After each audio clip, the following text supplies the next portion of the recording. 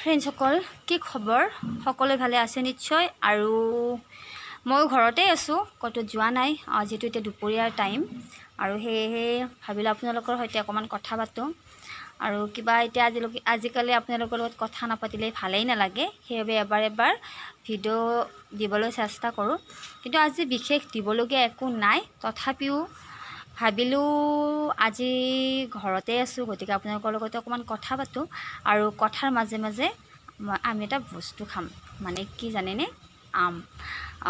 সকলোৰে ঘৰতে নিশ্চয় আম আছে, কিন্তু আমাৰ বেড লাক, আমাৰ যিডাল আমৰ গছ আছিল ইমান টেষ্টি আছিল, মানে ইয়াৰ অঞ্চলৰ যিমান মানুহ আছে সকলোৱে খাই পাইছে। আৰু এটা পোকো লগা নাছিল, কিন্তু ঘৰ বনোৱাৰ নামত আমডাল গ'ল। এতিয়া ঘৰৰে আম, যিটো আজি আম কাটিম, কিন্তু আমাৰ নহয়, বেলেগৰ হয়, কিন্তু একদম টেষ্টি হয় আমটো। মানে কেঁচাতে আনি থৈ দিছিলোঁ এপাচি, কিন্তু এতিয়া পকাৰ বাবে ৰখি আছিলোঁ। আৰু আজি পকিলে, গতিকে আমটো খাম। আৰু ভাবিলে আপোনালোকৰ লগত কথাও পাতোঁ আৰু আমো খাওঁ দিছে আচলতে, কিন্তু আম ৰ'দত খাই ভাল লাগে, গতিকে আমি ওপৰত আহিছোঁ। আৰু এতিয়া ইয়াত যদিও গৰম দিছে, ৰ'দ আছে, এটা ফালে ৰ'দ নাই, ইয়াত যিহেতু গছ আছে, সেই গছৰ তলতে আমি আম খাম। আৰু এটা বস্তু দেখাই আছোঁ আপোনালোকক, এইবিলাক কি দেখিছেনে? একদম অৱস্থা নাইকিয়া কৰি দিছে এইবিলাক মাইবিলাক কিবা কিবি পাৰি থৈছে, এনেকৈ প্লাষ্টিক কাপোৰ, মানে এইবিলাক জাম হয়, ডাঙৰ যিটো জাম আছে, ডাঙৰ জাম হয়।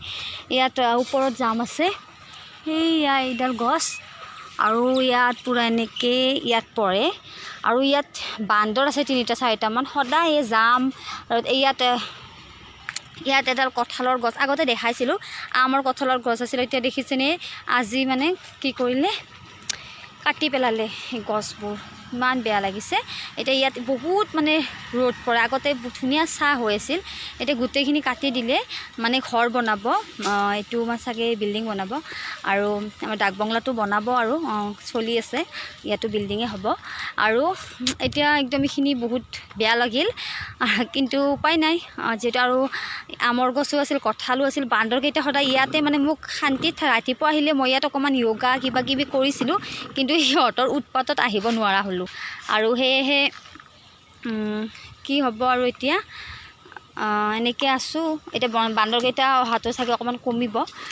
আৰু এয়াই হ'ল আমাৰ আম, কিন্তু ইয়াত বহুত আছিল, মানে বাহঁতৰ ঘৰত দি পঠালোঁ, আৰু মামাহঁতৰ ঘৰতো দিলোঁ অকণমান, সিহঁতৰো মানে নাই আম, গতিকে সৰু বাচ্ছা আছে, এনেই দি পঠালোঁ আকৌ।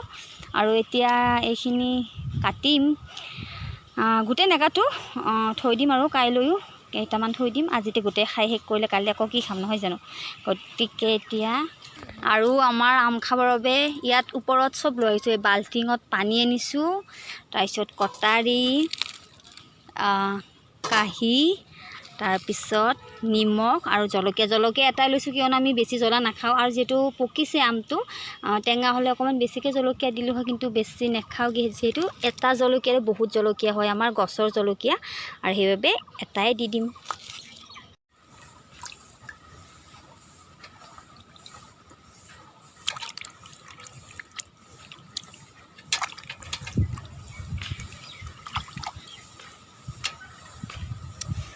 আমবোৰ গছৰ পৰা পৰি এনেদৰে বোকা লাগিছে, আৰু তেনেকৈ থৈ দিছিলোঁ।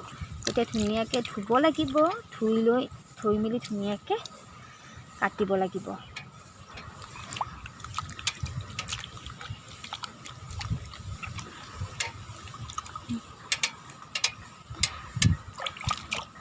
আচলতে গৰমত দিনত বা যিকোনো দিনতে নহওক, বতৰৰ ফল বতৰত খাবই লাগে।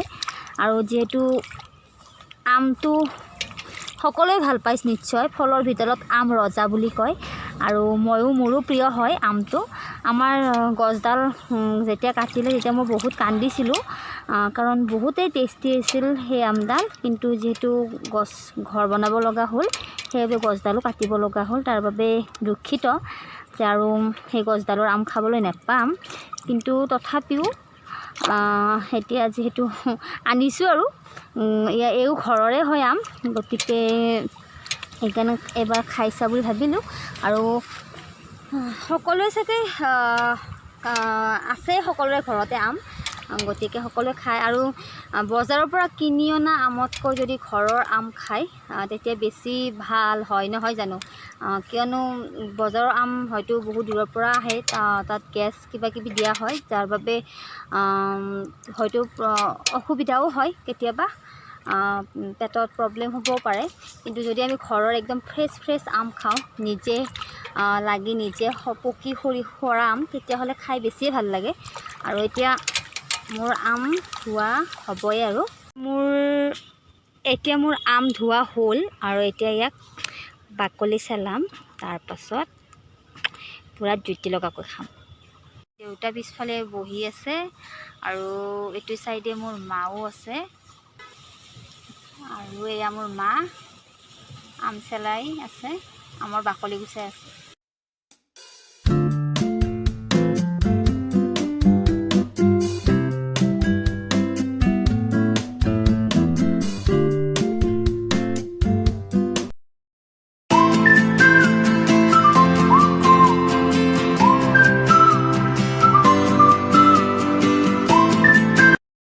এতিয়া বাকলি গুচোৱা হ'ল। এতিয়া এনেদৰে মায়ে আম কাটি আছে।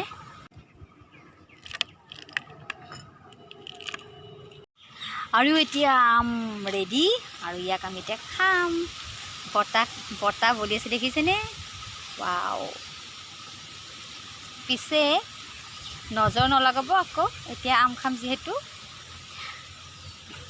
বাৰু ধেমালি কৰিলোঁ, আম খালোঁ আৰু এতিয়া ইয়াত বহি আছোঁ। ধুনীয়া বতাহ বলি আছে। আৰু মাজে মাজে মই ইয়াত আহি দুপৰীয়া টাইমত বা গধূলি টাইমত বহি ইয়াত বহুত টাইমলৈকে থাকোঁ। আৰু ৰাস্তাৰে গাড়ীবোৰ যায় বা ট্ৰেইনবোৰ যায়, ইয়াৰ পৰা এনেকৈ চাই থাকোঁ, ভাল লাগে। আৰু এতিয়া ইয়াত বহি আছোঁ, অকণমান সময় বহিম, যিহেতু মাৰ ভাত হোৱাই নাই, এতিয়াহে বনাব যাব। আৰু সেইবাবে ইয়াত অকলে ঘৰতনো কি কৰি থাকিম, টিভিটোনো আৰু কিমান চাম, সেইবাবে কেতিয়াবা ইয়াতে বহোঁ। আৰু এতিয়া ইয়াত কাম চলি আছে, মানে গছবোৰ কাটি আছে, ৰ'ব দেখাই আছোঁ। কাম চলি আছে, এইয়া গছ কাটি আছে।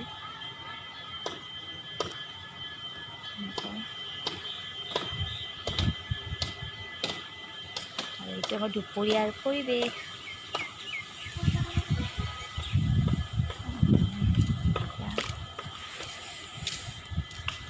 বহুত গৰম আছে ইয়াত। ট্ৰেইন এখন ৰখি আছে। নাই আৰু